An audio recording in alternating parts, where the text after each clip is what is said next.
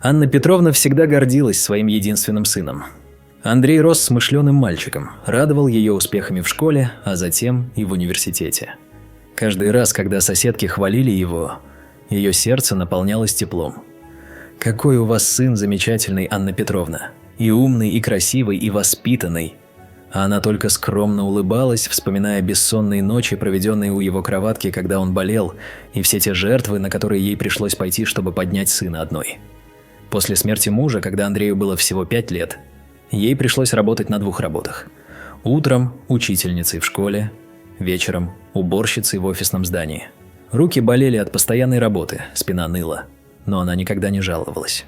Каждый заработанный рубль откладывала на образование сына, отказывая себе во всем – в новой одежде, в отдыхе, даже в элементарных радостях жизни. Когда Андрей поступил в престижный экономический университет в столице, Анна Петровна продала единственную драгоценность – золотое кольцо, подаренное покойным мужем, чтобы оплатить его первый семестр. «Ничего, мама», – говорил тогда Андрей, обнимая ее на вокзале перед отъездом. «Вот выучусь, стану успешным бизнесменом, и заживем мы с тобой как короли». Она верила. Верила каждому его слову, каждому обещанию. Когда он попросил продать квартиру, доставшуюся от бабушки, чтобы вложить деньги в свой первый бизнес-проект, она согласилась, не раздумывая. Переехала в маленькую съемную комнату на окраине города, но была счастлива. Ведь ее сын начинает свое дело. Шли годы. Андрей действительно добился успеха. Его компания росла, он переехал в элитный район, купил дорогую машину. Женился на дочери влиятельного бизнесмена, а визиты к матери становились все реже. Сначала он приезжал раз в месяц, потом с по большим праздникам, а последний год только звонил, да и то наспех. «Прости, мам, дел по горло, ты же понимаешь, бизнес требует полной отдачи», – говорил он в трубку, а она слушала гудки и украдкой вытирала слезы. Первые симптомы болезни Анна Петровна заметила весной. Сначала списывала все на усталость, работа в школе выматывала, да и возраст давал о себе знать. Но когда начались сильные боли, пришлось обратиться к врачу. Диагноз прозвучал как приговор – рак поджелудочной железы, 4-я стадия. «Сколько мне осталось?» – спросила она, глядя в глаза пожилому доктору. «Месяцев 6, может быть, чуть больше. Мне очень жаль», – ответил он, опуская взгляд. В тот же вечер она позвонила сыну. Трубку взяла невестка. «Андрей занят, у него важные переговоры. Что-то срочное?» «Да нет, просто хотела поговорить», – ответила Анна Петровна и положила трубку. Через неделю она попала в больницу. Боли стали невыносимыми. Белые стены палаты давили, а мысли о предстоящем разговоре с сыном не давали покоя. Наконец, собравшись с духом, она снова набрала его номер. «Андрей, сынок, мне нужно с тобой поговорить. Это важно».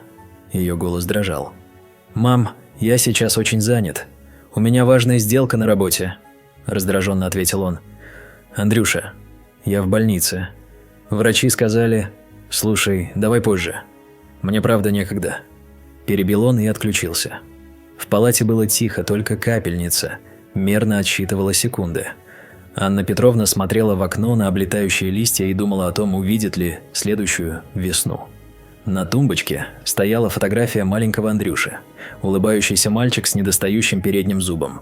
Тогда он так радовался каждой ее улыбке, каждому поцелую перед сном. Через социальные сети она узнала, что Андрей с женой улетели на Мальдивы. На фотографиях они выглядели счастливыми. Белоснежный пляж, лазурное море, дорогие коктейли.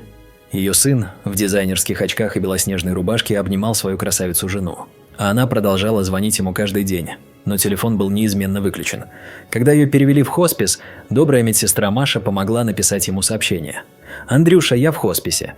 Мне осталось совсем немного. Пожалуйста, приезжай». Ответ пришел через 3 дня.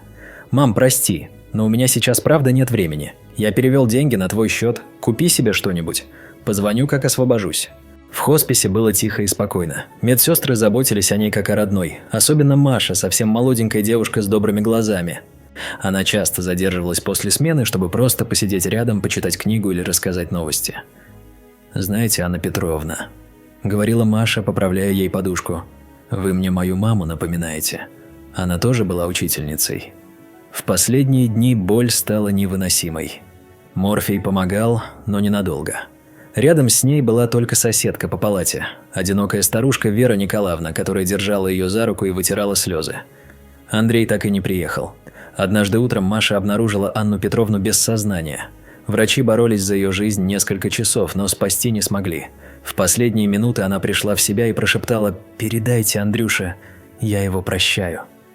Когда секретарь позвонила сообщить о похоронах, Андрей был на важном совещании. «Передайте ей, что я занят», – бросил он, не отрывая взгляда от экрана ноутбука. «Но, сэр, ваша мама умерла вчера вечером». Андрей замер. Презентация на экране расплылась, руки задрожали.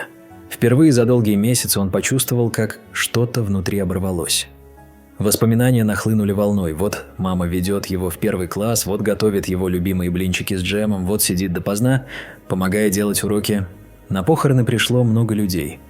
Ее бывшие ученики, коллеги из школы, соседи.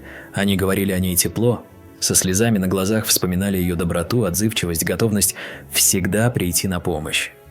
Андрей стоял в стороне, не находя в себе сил подойти к гробу. После похорон Маша передала ему конверт. Последнее письмо матери. «Дорогой мой сынок, я пишу это письмо, зная, что уже не увижу тебя. Не вини себя. Я знаю, как важна для тебя работа. Я всегда хотела, чтобы ты добился успеха, и ты добился его. Я горжусь тобой. Помнишь, как в детстве ты говорил, что станешь космонавтом и возьмешь меня с собой на Луну? Мы тогда смеялись и мечтали. Жаль, что жизнь развела нас по разным орбитам. Я прожила хорошую жизнь, сынок. У меня было все, о чем может мечтать мать. Замечательный сын, любимая работа, уважение людей. Я ни о чем не жалею. Прости, если чем-то огорчала тебя. Знай, что я любила тебя каждую минуту своей жизни и буду любить даже после смерти. Твоя мама». Андрей опустился на колени перед свежей могилой. Впервые за много лет он плакал, не стыдясь своих слез. Но было уже слишком поздно. Через год он основал благотворительный фонд имени Анны Петровны для помощи одиноким матерям. При хосписе открыл отделение паллиативной помощи. Каждую неделю привозил цветы на могилу. Но память о последних словах матери «я его прощаю» жгла его сердце несмываемым клеймом вины. А на столе в его кабинете теперь стояла та самая фотография маленького мальчика с недостающим зубом, улыбающегося самой красивой и доброй маме на свете. Мальчика, который когда-то мечтал взять маму с собой на Луну, а вместо этого оставил ее умирать в одиночестве.